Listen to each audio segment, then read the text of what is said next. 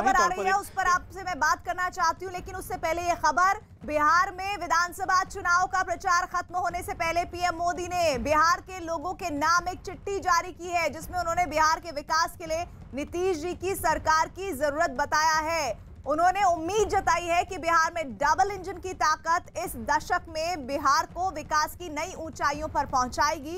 उन्होंने बिहार के लोगों से भ्रष्टाचार के खिलाफ और आत्मनिर्भरता के विजन पर वोट डालने की अपील की है। तो वो चिट्ठी आपको हम दिखा रहे हैं। अमिताभ, प्रचार का अंतिम दिन और ऐसे में प्रधानमंत्री की बिहार की जनता को वो चिट्ठी, जिसमें वो बता रहे हैं कि आज की तारीख में नीतीश बाबू की वापसी बिहार के लिए कितनी जरूरी है।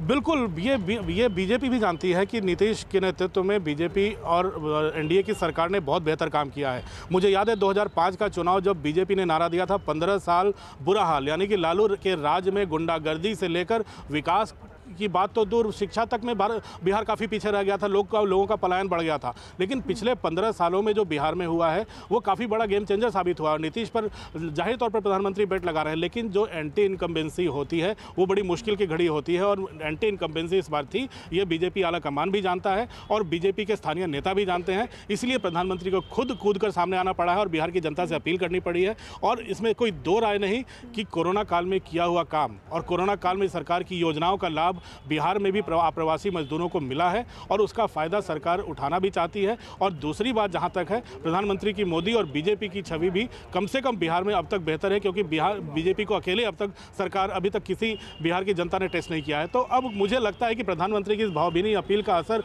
कहीं ना कहीं तो पड़ेगा ही पड़ेगा, क्योंकि अगर दूसरे फेज से बिहार बीजेपी की भी स्थितियाँ सुधरती नजर आ रही हैं। जी बिल्कुल, और प्रधानमंत्री ने अपने इस चिट्ठी में बिहार के लोगों से भ्रष्टाचार और उसके खिलाफ लगातार आत्मनिर्भरता के विजन पर वोट डालने की अपील की है। और इस अपील के जरिए आपको ये भी बता दें कि आज चुनाव प्रचार का अंतिम दिन है। चुनाव है 7 तारीख को, तीसरे चरण का, और इस चरण के बाद ही तय हो जाएगा कि बिहार की सत्ता पर कौन